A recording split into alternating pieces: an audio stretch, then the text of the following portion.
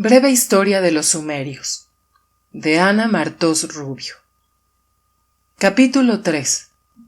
Después del diluvio. Contenido. Óyeme, choza de cañas. El Noé sumerio. Y entonces vino el diluvio.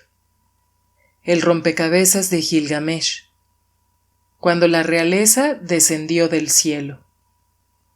Contempla las murallas de Uruk, se pasea por ellas. Una diosa desdeñada da origen a la astronomía. Las hijas de los hombres.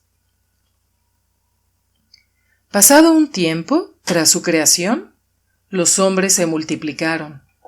Empezaron a cavar zanjas y a profundizar en los canales creados por los dioses. Al cabo de 1200 años, era tanto el ruido que hacían que los dioses no podían dormir. El país era tan ruidoso como un toro que bramaba. Los dioses crecían agitados y sin paz. Con los disturbios ensordecedores, Enlil también tuvo que oír el ruido y se dirigió a los dioses superiores. El ruido de humanidad se ha hecho demasiado grande. Pierdo el sueño con los disturbios. A fin de terminar con aquella algarabía, Enlil envió a los hombres una enfermedad mortal. Pero Ea, siempre compasivo, advirtió a Atrahasis, el héroe del poema, del castigo que les iba a llegar. Atrahasis intentó convencer a su pueblo de que cesara su estrépito, pero no le hicieron caso. La enfermedad pasó, y los supervivientes, que fueron muchos, continuaron multiplicándose, por lo que al cabo de otros 1200 años, el ruido se había hecho ensordecedor, y Enlil volvió a quejarse de no poder conciliar el sueño. Decidido a acabar de una vez con ellos, Enlil les envió la peor de las maldiciones, la sequía. Hubo hambruna, muchos murieron de hambre y otros se alimentaron con los cadáveres de sus congéneres. Pero pasó el tiempo, volvieron las lluvias y los hombres insistieron en su alboroto. Entonces fue cuando Enlil perdió la paciencia. Llamó a Enki y le ordenó que sin dilación enviase una tormenta tan tremenda que lo inundase todo y aniquilase a todo ser viviente de la faz de la tierra. Imagen 11. El diluvio es un mito casi universal. La primera narración del diluvio que conocemos es la sumeria. Así lo pintó Léon Francois Comer, Le Déluge, en 1911. Museo de Bellas Artes de Nantes, Francia.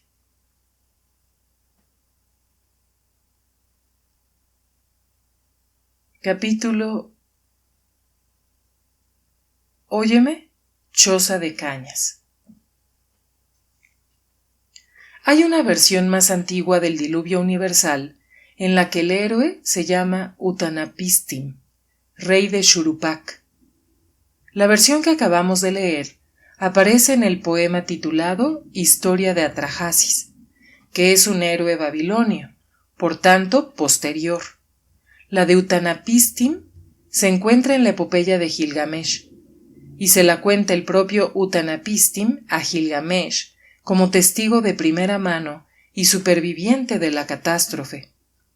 En Shuruppak, antiquísima ciudad situada a orillas del río Éufrates, moraban 3 dioses, Anu, Enlil y Ea. Su rey, Utanapistim, habitaba una humilde choza de cañas. Cuando Enlil decidió producir lo que hoy llamamos una tormenta perfecta, Ea, que cuidaba de los humanos, quiso advertirlo a Utanapistim. Pero como Enlil había ordenado no prevenir a los hombres de sus aviesas intenciones, Ea, que para eso era Dios de la vasta inteligencia, urdió una estrategia consistente en anunciar lo que iba a suceder, pero en lugar de decírselo a Utnapishtim, se lo diría a la choza que éste habitaba. Así, se dirigió a la choza en estos términos: «Óyeme, choza de cañas. Escúchame, pared». Además de hacerle saber la decisión divina, le recomendó las proporciones del arca que debía construir. Utnapishtim, desde luego, prometió obedecer, pero cuando preguntó qué debía hacer con sus vecinos, el dios, en lugar de mandarle llevarlos consigo, le ordenó decirles que se iba a vivir al océano, porque los dioses le habían expulsado de la ciudad. Y para que los vecinos no intentasen seguirle, ni abandonar el lugar, y fueran víctimas seguras de la catástrofe, Ea sugirió a Utnapishtim una bonita manera de engañarles, asegurándoles que iban a recibir grandes tesoros, aves, peces y ricas cosechas. El diluvio se inició con un fuerte granizo que aterrorizó al vecindario, pero Utnapishtim no se compadeció de sus vecinos. Cerró la puerta del barco que había hecho construir y se mantuvo a flote con auxilio de un experto marinero. A bordo llevaba todas sus posesiones, incluyendo sus animales de cría. El temporal fue tan horroroso que los mismos dioses se asustaron, y hubo diosas que gritaron como si estuvieran de parto. Duró 6 días y 6 noches, al cabo de los cuales el barco tocó tierra en el monte Nisor, donde Utnapishtim desembarcó y miró a su alrededor. Todo había desaparecido bajo el lodo. Miró hacia el extremo del mar y solamente encontró 12 islas de fango.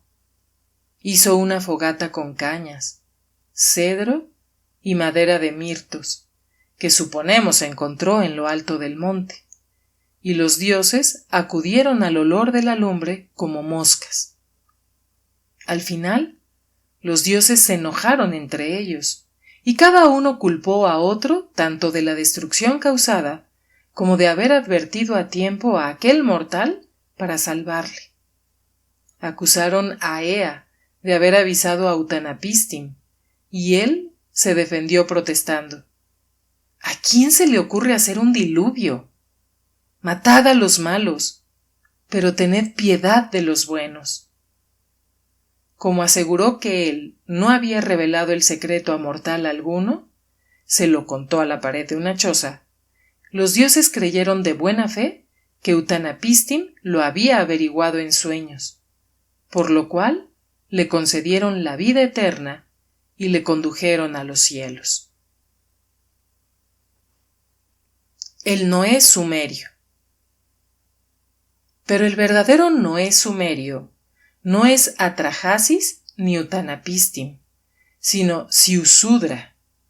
Esta es la versión más antigua, por tanto, ha de ser la verdadera versión original sumeria.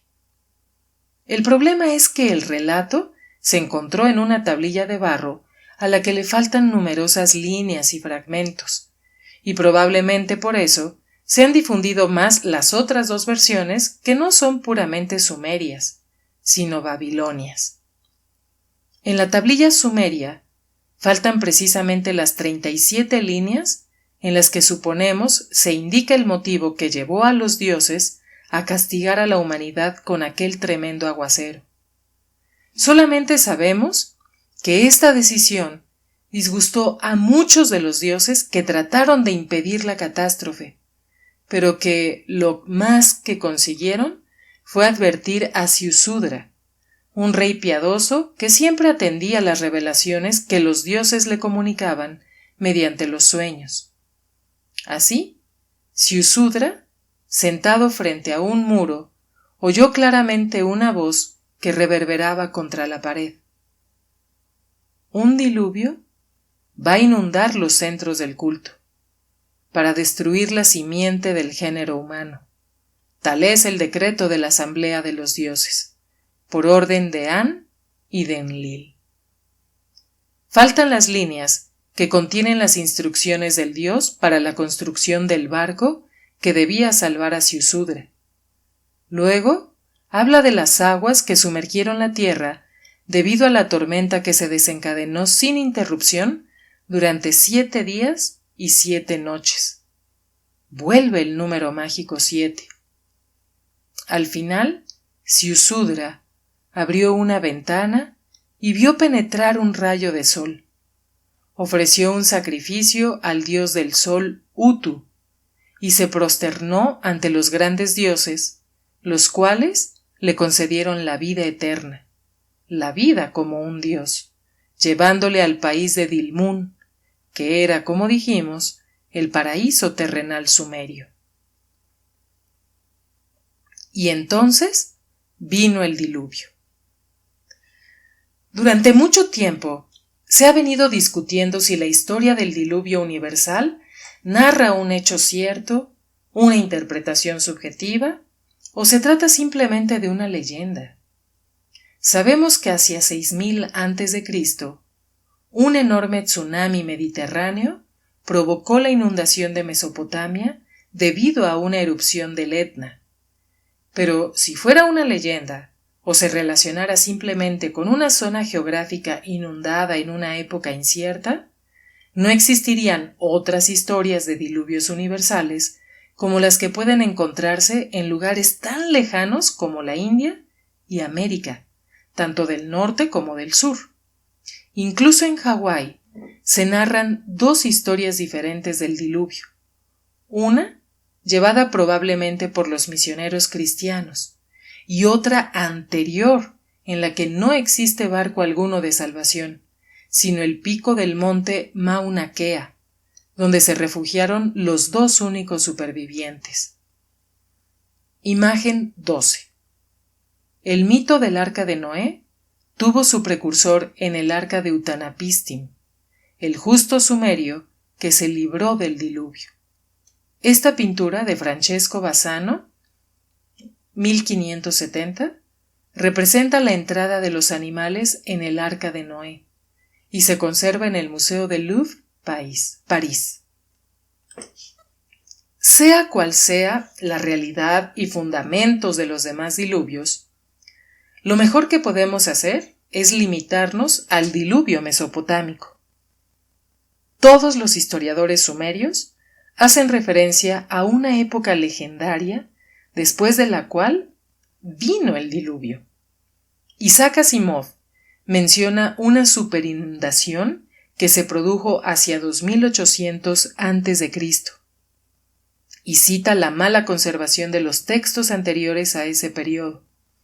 Señala que incluso los pueblos que vivieron poco después del 2800 a.C. apenas dispusieron de datos del periodo anterior. Por otra parte, los textos posteriores que describen los sucesos anteriores a esa fecha fundamental parecen tener un carácter muy legendario. Para este autor, la razón es únicamente el diluvio, porque los documentos sumerios que presentan una visión legendaria de la historia siempre se refieren al periodo anterior al diluvio. Los desórdenes que siguieron a la terrible inundación debieron barrer prácticamente todos los documentos que guardaron datos de las ciudades, y por eso las generaciones posteriores solo pudieron reconstruir su historia con lo que algunos recordaban de los escritos. Lógicamente, como ha ocurrido en todas las culturas, los poetas crearon cuentos y epopeyas basados en los nombres recordados para dejar un legado literario que narrara los sucesos a la posteridad. Otros autores hablan de una gran inundación producida al finalizar el periodo de la cultura de El Obeid, en una época que coincide con la fecha que le asigna la tradición sumeria. Precisamente, muchos lugares próximos a la ciudad de Ur, que por su elevación sobrevivió al desastre, debieron quedar destruidos y no muestran señales de ocupación posterior a la fecha señalada. Pero los aluviones que las aguas depositaron cerca del montículo de Ur indican una inundación suficiente como para anegar todo el delta, y es posible que falleciera casi toda la población. El Tigris y el Éufrates nacen en fuentes montañosas. No existen represas y las inundaciones pueden ser desastrosas en años de mucha nieve con repentinas oleadas de calor primaveral que la licúen sobre los ríos. En una fecha tan próxima como 1954, Irak sufrió una catastrófica inundación provocada por el ascenso de los ríos.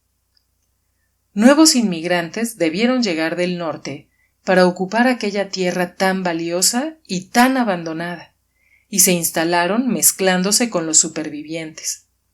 Su cultura se elevó por encima de la ya desgastada cultura de El Obeid, y el país del sur alcanzó cotas de prosperidad insospechadas.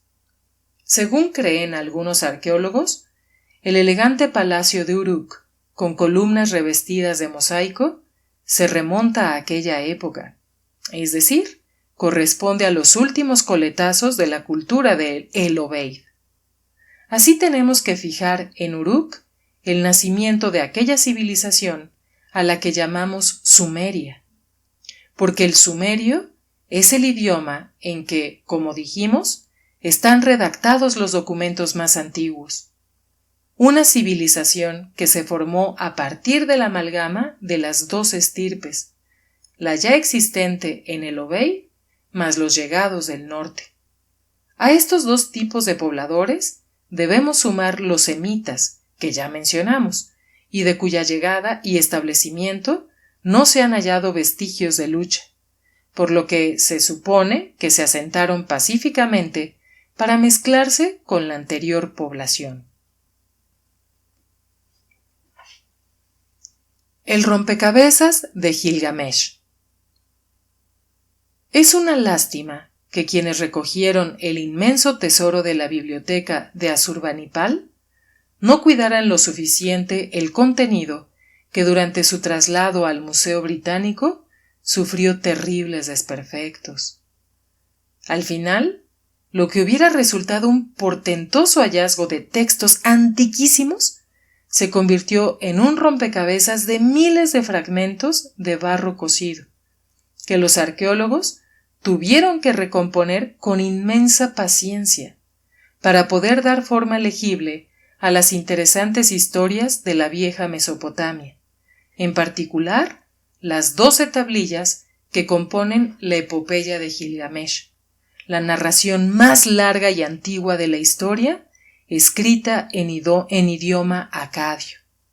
Una vez las tablillas ordenadas, el erudito conservador británico George Smith se dispuso a traducirlas, suponemos que frotándose las manos de satisfacción, pero ¿cuál no sería su disgusto cuando al llegar al final de la historia comprobó que a la última tablilla le faltaban 16 líneas? Sin embargo, su tesón y la suerte le brindaron un final feliz. Consiguió financiación para regresar a Mesopotamia y emprender la búsqueda del fragmento restante. Y lo encontró.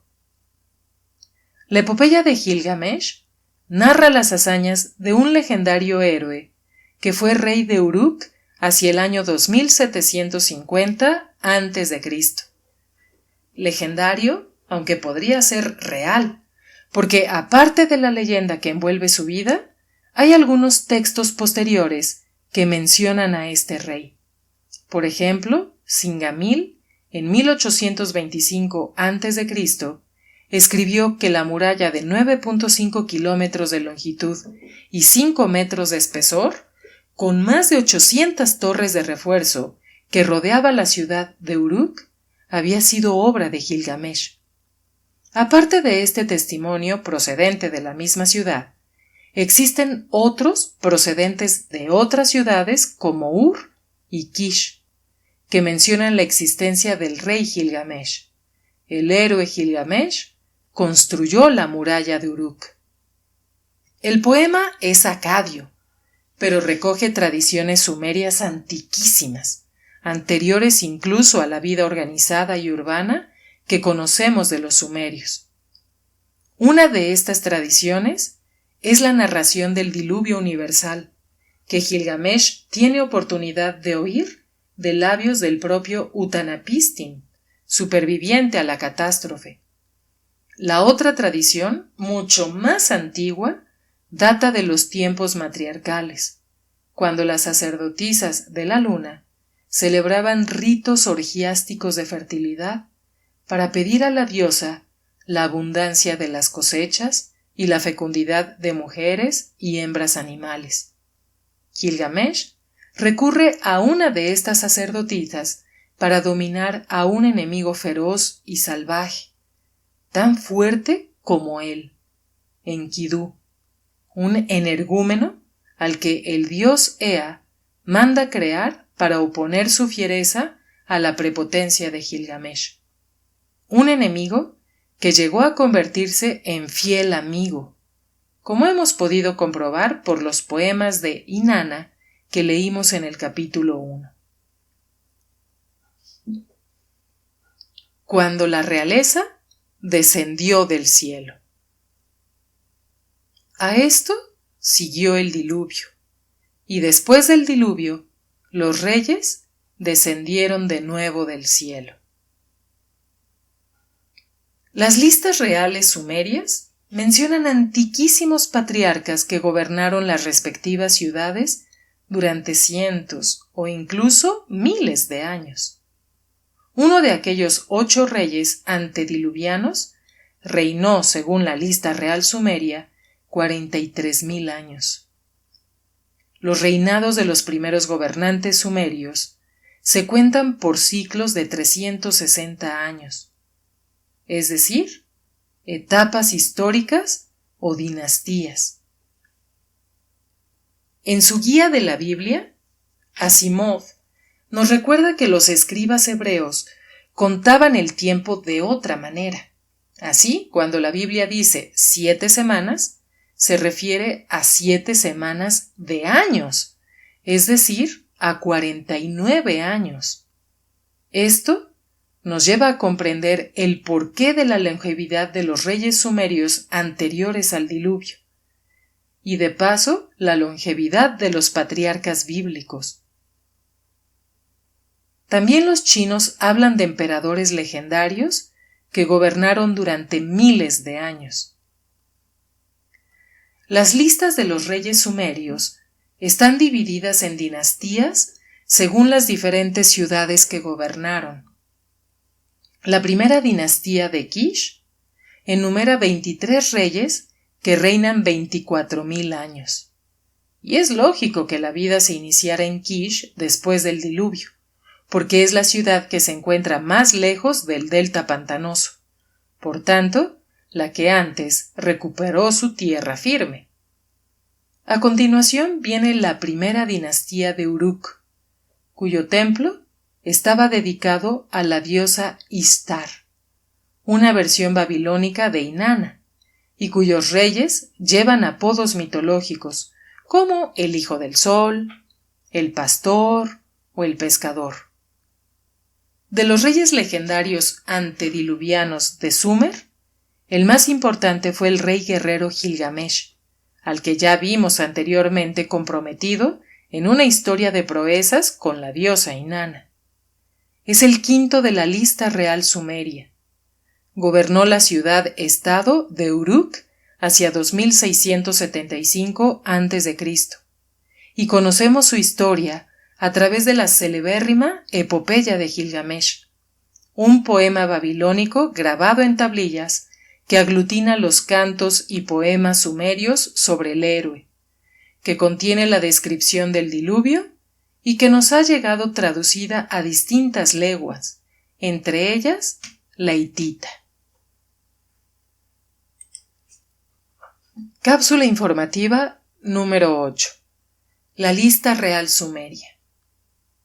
La lista de los reyes mitológicos o históricos que gobernaron las ciudades sumerias anteriores al diluvio, está redactada a finales del tercer milenio antes de Cristo, por Nur-Ninshubur, un escriba de Nippur. Se conserva en una tablilla con forma de prisma en el Museo Ashmolean de Oxford. Pero no es la única lista existente de reyes sumerios anteriores al diluvio, sino que hay varias listas redactadas en diferentes lugares y en distintos periodos, y que se conservan en varios museos. Los reyes anteriores al diluvio gobernaron las 5 ciudades creadas directamente por los dioses. Existen otras listas de reyes que llegan a fechas posteriores, y otra que abarca hasta las conquistas de Hammurabi, por tanto, redactada por escribas babilonios, aunque escrita en lengua sumeria. Según la lista que se conserva en la Biblioteca Nacional de Noruega, el primero de los reyes que recibió el cetro de los dioses fue Alulim, que reinó durante 28.800 años en la ciudad de Eridu.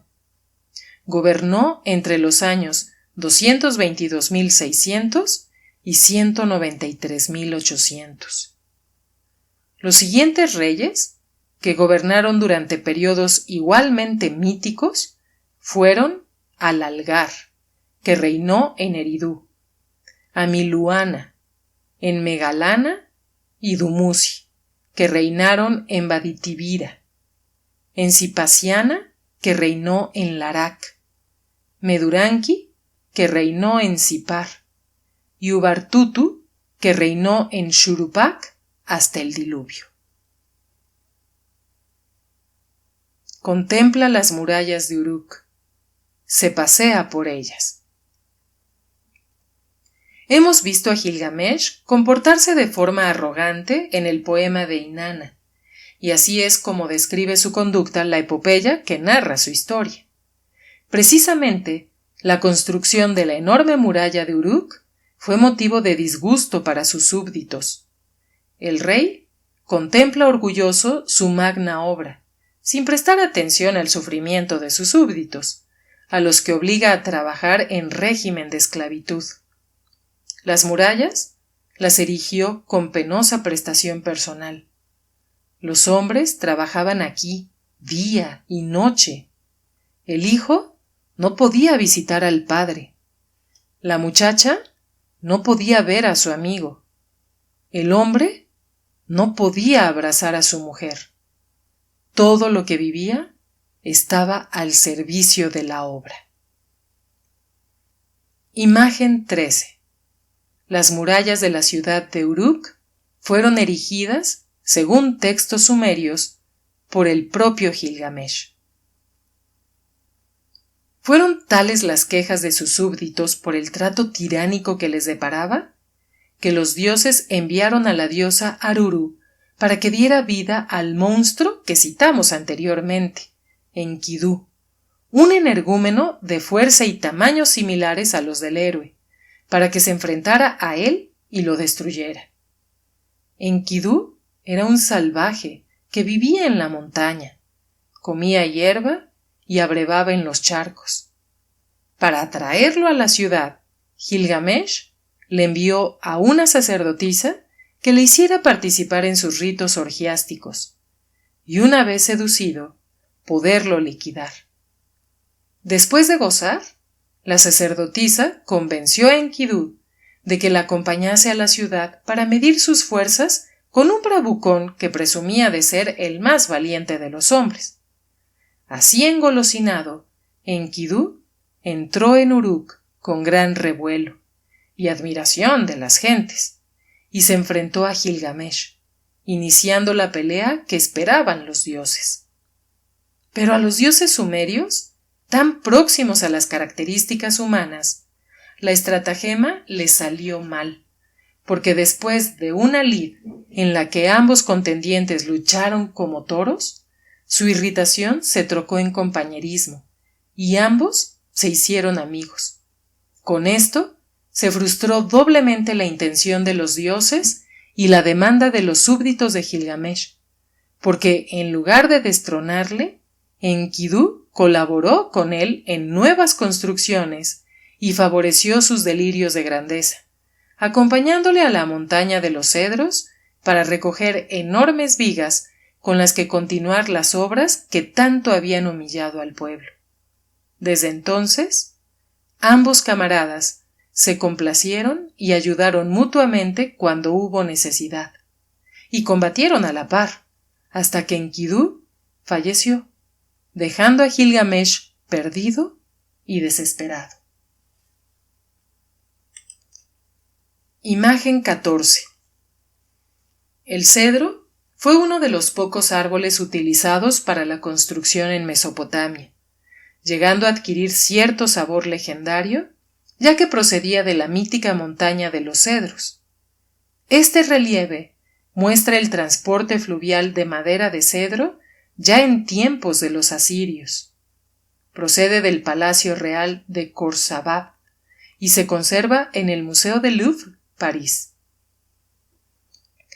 Como la mayoría de los héroes legendarios que conocemos de obras clásicas, Gilgamesh buscó la eternidad, para lo cual hubo de realizar un larguísimo y peligroso viaje que incluye la travesía de las aguas de la muerte para encontrar al sabio más antiguo, Utanapistim, rey de Shuruppak, que fue quien le relató la historia del diluvio universal. Una diosa desdeñada da origen a la astronomía.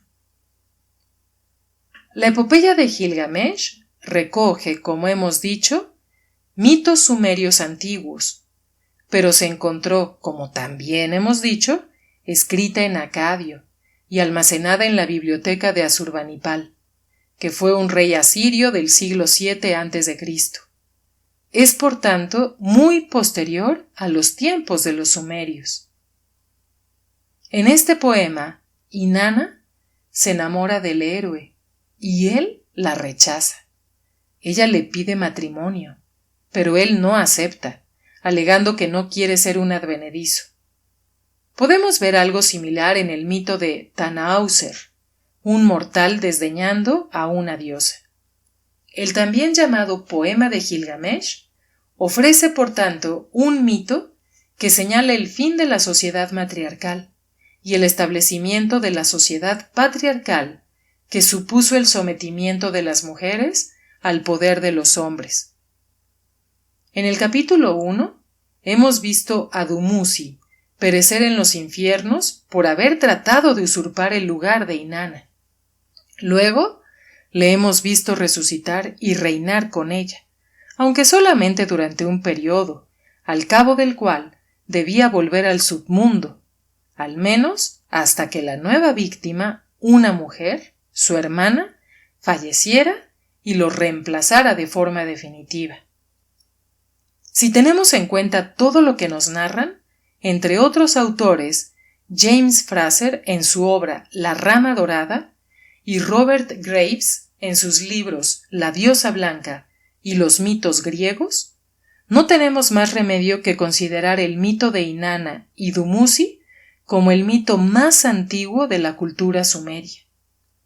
Según los mencionados autores y otros muchos, como Johann Jakob Bachofen, en su Derecho materno, los pueblos primitivos adoraron a la diosa, ya fuese la luna, la gran madre o la tierra, y celebraron representaciones sagradas anuales que eran a la vez ritos agrícolas de primavera y ceremonias de fecundidad, en los que se dramatizaba la historia de la diosa que pierde a su amante, y le llora compungida hasta que él resucita para acompañarla de nuevo y reinar junto a ella en los cielos durante un año lunar, o según los distintos lugares, un año solar de 13 meses lunares. Pero durante el tiempo que la diosa invierte en buscar a su esposo y devolverlo a la vida, la tierra quedaba abandonada y dejaba de dar sus frutos. Imagen 15. En esta escultura, procedente del Palacio de Sargón II, Sargón II, que se conserva en el Museo del Louvre en París, Gilgamesh aparece como vencedor de uno de los signos del zodiaco, Leo, el león, al que dominó en una de sus hazañas. En muchas comunidades prehistóricas, los rituales iban acompañados de sacrificios humanos, en los que se inmolaba a un hombre joven que representaba al amante de la diosa, muerto a manos del mal. Estos sacrificios tenían por objeto conseguir que la diosa regresase de su viaje al submundo y devolviese a la tierra las lluvias, los frutos y la fecundidad de mujeres y hembras animales. La elección de una nueva víctima para el sacrificio del año siguiente venía a representar la resurrección del dios amado por la diosa. La víctima era generalmente el esposo ritual de la sacerdotisa de la diosa. Estas bárbaras tradiciones fueron desapareciendo paulatinamente con el transcurso del tiempo, cuando las tribus patriarcales se impusieron sobre las matriarcales y terminaron por prohibir los sacrificios humanos, además de modificar los mitos para convertir a las diosas creadoras en dioses creadores. De hecho, las civilizaciones que siguieron a la de los sumerios colocaron a Marduk en el primer puesto, en lugar de Inanna. Imagen 16. La gran sacerdotisa era el personaje más poderoso de las comunidades matriarcales. Esta figura de una sacerdotisa sumeria de tiempos del rey Urukagina de Lagash hacia 2630 a.C. se encuentra en el Museo del Louvre, París. En el poema de Inanna que vimos en el primer capítulo, la víctima es un hombre, Dumuzi, el esposo de la reina. Luego vendrá una víctima femenina, su hermana, a ocupar su lugar y rescatarle para siempre. Efectivamente, en las sociedades patriarcales que practicaban sacrificios humanos, la víctima propiciatoria no era un muchacho, sino una niña. Lo vemos en la misma Biblia. El mito del sacrificio de Isaac no se lleva a cabo porque un ángel detiene la mano de Abraham, y sin embargo, en el mito de Jepta, éste debe sacrificar a su única hija con gran dolor, sin que venga ángel alguno a salvarle. Jueces, capítulo 11. Lo mismo hicieron Agamenón con Ifigenia y Casiopea con Andrómeda. En la epopeya de Gilgamesh, Inanna, aun siendo diosa de Uruk, sufre no solamente el rechazo, sino la brutalidad de Gilgamesh. Ella le ofrece un trono de oro y lapislázuli, una casa perfumada de cedro y todas las maravillas del mundo. Pero él responde con palabras que son una denuncia de los rituales que llevaban a cabo las sacerdotisas de muchas sociedades matriarcales, donde se imitaba el comportamiento de las abejas. La abeja reina, que elige un zángano para que la fecunde, y después lo mata arrancándole los genitales. Gilgamesh echa en cara a Inanna que todos sus amantes hayan sido víctimas de muerte o de mutilación, y que ella misma haya ocasionado la muerte de Dumuzi el pastor, al que cada primavera lloran las gentes desconsoladas. Así harías tú conmigo. Me amarías por algún tiempo. Después me dejarías, como una ruina, una vasija quebrada, como un zapato viejo, como un impotente amuleto. Con las subsiguientes versiones, el poema va recreando mitos posteriores al de Inanna y Dumuzi. En la versión babilónica, Gilgamesh reprocha a Inanna, a la que llama Ishtar, no solamente la muerte de Dumuzi, al que llama Tammuz, sino la de otro amante al que la diosa convirtió en chacal y fue devorado por sus propios perros. Ishtar es la Inanna de los babilonios. Tamuz, también babilonio, es el Adonis fenicio adoptado por los griegos. El que murió devorado por sus perros es Acteón, un cazador griego convertido por Artemisa en ciervo. Imagen 17. Inanna fue la diosa principal del panteón sumerio, la diosa madre a la que adoraron todos los pueblos primitivos. En los mitos patriarcales, Inanna hubo de ceder su puesto a Marduk. Esta representación de Inanna como reina de la noche se conserva en el Museo Británico de Londres. Pero lo más interesante de esta historia viene cuando Inanna, enfurecida por las groserías de Gilgamesh, pide al dios del cielo, An, que cree un nuevo monstruo capaz de lograr que el desdeñoso héroe sepa lo que es el miedo. Le pide que dé vida a Gud-an-na, el toro celeste que es Tauro, el toro del zodiaco, y le amenaza con destruir la puerta del inframundo y enviar a la tierra a todos los muertos, tanto los que están roídos como los recientes. El dios acepta y crea la constelación de Tauro, un toro monstruoso que siembra el pánico entre las gentes de Uruk, un mito que los griegos llevaron a Creta, el temible Minotauro oculto en el laberinto. Y como siempre hay un héroe que vence al monstruo, esta vez fue Enkidu quien agarró al toro por los cuernos y le hundió su espada en la cerviz. Él y su ya buen amigo Gilgamesh celebraron la victoria y ofrecieron al dios del sol, Utu, el corazón del toro celeste. No duró mucho la fiesta, porque Enkidu cometió el error de ofender a Inanna tirándole un pedazo de carne del toro.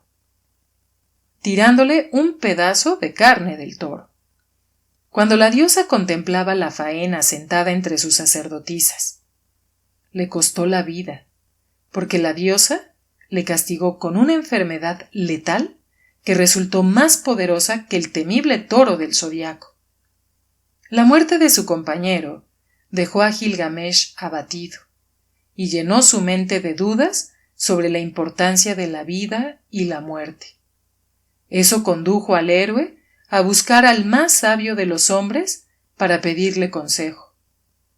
El más sabio de los hombres era Ziusudra, o, en la versión posterior, Utanapistim, aquel legendario rey de Shuruppak que fue testigo del diluvio universal. La narración menciona otros signos zodiacales. Leo aparece en la historia cuando Gilgamesh mata a 2 leones, en una de sus hazañas cuando iba por el camino de la montaña en busca del hombre más sabio. Lo dice la tabernera Siduri, que cierra la puerta de golpe al avistar al héroe, pero que luego se compadece de él y le indica el camino. La montaña son los montes Mashu, los montes gemelos entre los que discurre el túnel de 12 horas que oculta al sol por la noche.